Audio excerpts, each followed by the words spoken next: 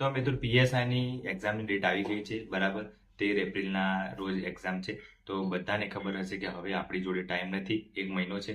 તો એ 1 મહિનામાં શું આયોજન કરવું જોઈએ, એક્ઝામમાં શું શું વાંચવું જોઈએ, કયા કયા સબ્જેક્ટ વાંચવા જોઈએ, કયા સ્કિપ કરવા જોઈએ, એના વિશે વાત કરીશું. અને કોન્સ્ટેબલની એક્ઝામ છે એ કદાચ એપ્રિલની એન્ડિંગમાં જઈ શકે છે, કેમ કે 20 તારીખે તો આપણે જીપીએસસી 1-2ની એક્ઝામ છે બરાબર. અને પછી એપ્રિલની એન્ડિંગમાં કદાચ જઈ શકે છે, કાં તો મેની સ્ટાર્ટિંગમાં આવી શકે છે બરાબર. તો આપણે આજે વાત કરીશું કે 1 મહિનો છે આપણા જોડે પીએસઆઈ અને કોન્સ્ટેબલ એમ સમજીએ બરાબર. તો એની તૈયારી કેવી રીતે કરવી જોઈએ, કયા કયા સબ્જેક્ટ વાંચવા જોઈએ, એની વાત કરીશું. તો વિડીયોમાં લાસ્ટ સુધી બને રહેજો. સ્કીપ કર્યા વગર આખો વિડીયો જોશો તો તમને એક્ઝામમાં જરૂરથી ફાયદો થશે અને તમને યુઝફુલ થશે બરાબર. કેવી રીતના રાઉન્ડ કરવા, કેવી રીતના એમસીક્યુ ટીક કરવા, એ બધી આજના વિડીયોમાં કવર કરી દઈશું. તો વિડીયો લાસ્ટ સુધી બન્યા રહેજો. ચલો વિડીયો શરૂ કરીએ.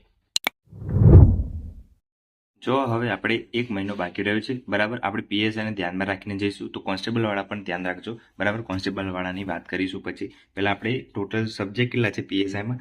14 છે બરાબર. 14 છે. એમાંથી આપણે શું કરવાનું છે?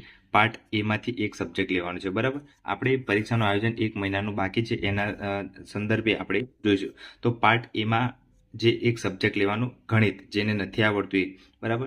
જેને બધું થઈ ગયું છે એના માટે છે બરાબર. તો પાર્ટ એમાંથી ગણિત લેવાનું 3 કલાક આપવાના બરાબર. પાર્ટ બીમાંથી બંધારણ લેવાનું, એને 2 કલાક આપવાના, એટલે 5 કલાક એ થયા. પેપર 2માં એક ટોપિક લેવાનું બરાબર, એને લખવાનું. એટલે દરેક ટોપિક છે એમાંથી એક એક લેવાનું. જેમ કે નિબંધ લો છો, નિબંધ એક લખવાનું, પત્ર લો છો તો પત્ર એક લખવાનું. એમ બધા જેટલા પણ ટોપિક છે, નિબંધ, એસે, પત્ર બરાબર. પછી ગદ્ય, સમીક્ષા, એ બધું જેટલું છે એ જેટલા ટોપિક છે એમાં ગુજરાતી અને અંગ્રેજી બંને આવી ગયું બરાબર. એટલે 7 ટોપિક એ અને 3 ટોપિક પેલા, એટલે દરેકમાંથી એક લખવાનું, એને 3 કલાક આપવાના, એટલે ટોટલ 8 કલાક થાય. પછી આપણે શું કરવાનું છે? જેટલું પણ સવારે વાંચ્યું છે, જેટલું કર્યું છે એનું એકવાર રિવિઝન કરી દેવાનું. એટલે રિવિઝનના 2 કલાક કરવાના, એટલે 8 થી 2 10 કલાક થાય છે બરાબર. પણ તમે એક્સ્ટ્રા કામ કરી શકો છો બરાબર. એક્સ્ટ્રા કામ કરવા માટે આપણે ટાઈમ ટેબલ નીચે આપેલું છે, એ પ્રમાણે આપણે ફોલો કરીશું બરાબર. તો આ રીતનું છે. અને જેને બધું બાકી છે પીએસઆઈમાં, એને શું ધ્યાન રાખવું? પાર્ટ એમાં મેથ્સ, રિઝનિંગ કરવાનું છે 3 કલાક બરાબર. સાથે જ બંને કરવાનું છે, મેથ્સ, રિઝનિંગ 3 કલાક. પછી પાર્ટ બીમાં શું કરવાનું છે? બંધારણ લેવાનું છે. ઇતિહાસ, જો બંધારણ છે એ એટલે 25 માર્ક્સનું છે. ઇતિહાસ, ભૂગોળ, વારસો છે એમાંથી એક સબ્જેક્ટ લેવાનો. અને પર્યાવરણ, વિજ્ઞાન, ટેકનોલોજી, કરંટ અફેર છે એમાંથી એક ટોપિક લઈ લેવાનું બરાબર. એટલે આ છે એ ખાસ જરૂર છે પર્યાવરણ, એટલે પર્યાવરણ કઈ લઈ લેવાનું, કાં તો ઇકોનોમી લેવા, કોઈ બી એક સબ્જેક્ટ લઈ શકો છો ત્રણેયમાંથી. તો આ રીતના પાર્ટ બીમાંથી આટલું 3 સબ્જેક્ટ સાથે વાંચવાના 3 કલાક બરાબર. અને પેપર 2માંથી લખવું રોજ 3 કલાક બરાબર. અને જેટલું કર્યું છે એનું રિવિઝન કરી દેવાનું. આ રહ્યું છે પીએસઆઈનું બરાબર. આ પીએસઆઈનું આખું પૂરું થઈ ગયું છે. 1 મહિનો બાકી છે, એટલે આ રીતના ફોલો કરી શકો છો, ફાયદો થશે. પછી કોન્સ્ટેબલ વાળાની હવે એમ સમજી લેવાનું કે આપણી જોડે પણ 1 મહિનો છે, 1 કે 1.5 મહિનો છે, એમ સમજી અને તૈયારી કરવાની. તો ટોટલ 9 સબ્જેક્ટ છે બરાબર. એમ પાર્ટ એમાં ગણિત લઈ લેવાનું 3 કલાક માટે. પાર્ટ બીમાંથી બંધારણ લઈ લેવાનું 2 કલાક માટે, એ 5 કલાક થઈ ગયા. પછી પાર્ટ એટલું 5 કલાકનું રિવિઝન વંચાઈ જાય પછી પાછું લેવાનું. પાર્ટ એમાંથી રિઝનિંગ લેવાનું 3 કલાક આ દેવાનું. અને પાર્ટ બીમાંથી ઇતિહાસ અને વારસો એટલા માટે કોમ્બાઈન રાખવાનું કે ઇતિહાસનું જેટલું આવશે એ બધું વારસામાં આવશે બરાબર. એટલે તમે ભૂલી ના જાઓ અને યાદ રહે. એટલે આ કનેક્ટિવ સબ્જેક્ટ છે બંને. એટલે ઇતિહાસ અને વારસો બંને સાથે લેવાના, એટલે 2 કલાક એ વાંચવાનું. એટલે ટોટલ આપણું છે 3 ને 2 5, 3 ને 2 5, એટલે 10 કલાક એ થઈ ગયું. અને 2 કલાક રિવિઝન કરી દેવાનું, એટલે ટોટલ આપણું થઈ ગયું 12 કલાકનું રીડિંગ. હવે 12 કલાક કેવી રીતે વાંચવાનું એનું ટાઈમ ટેબલ મેં બનાવ્યું છે બરાબર. એ તમે પ્રમાણે ફોલો કરી શકો છો, એટલે તમને વાંધો ના આવે. જો 5:30 વાગે ઉઠી જવાનું સવારે વહેલા, કેમ કે સવારે બધું માઇન્ડ ફ્રેશ હોય છે બરાબર.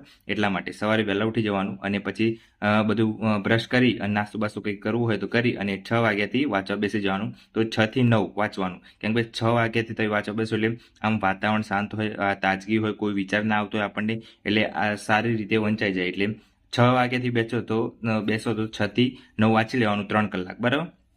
પછી એ 3 કલાક પછી તમે 9 થી 10 નાસ્તો કરો, કંઈ બી કામ કરો તમારું. એ પતાયા પછી 11 થી 2 વાંચવા બેસી જવાનું. 11 થી 2 વાંચો 3 કલાક એ થઈ જશે બરાબર. અને પછી પાછું થોડુંક 2 થી 3માં જમવાનું, કોઈ બી ટાઈમ હોય તમારે ફિક્સ કરી લેવાનું. અને પછી 3 થી 7 પાછું વાંચવાનું, એ 4 કલાક થઈ જાય બરાબર. અને પછી પાછું તમારે 7 થી 8, 8 થી 9 કંઈ બી કામ હોય 2 કલાક તે કરી 9 થી 12 વાંચવાનું બરાબર. એ 9 થી 12માં તમે તમારી રીતે જે વાંચવું એ વાંચી શકો છો. 9 થી 12માં એ 3 કલાક થઈ જાય. ટોટલ આ બધું છે એ 13 કલાક થાય છે આપણું. તો આ રીતના તમે રોજનું ટાઈમ ટેબલ પ્રમાણે આ રીતના સબ્જેક્ટ ફોલો કરશો તો તમારા માર્ક્સ છે એ વધી જશે. અને આ રીતના જ પ્રેક્ટિસ કરજો તો વાંધો નહીં આવે બરાબર. અને બીજું શું શું ધ્યાન રાખવું એ હમણાં આગળ વિડીયોમાં કહું.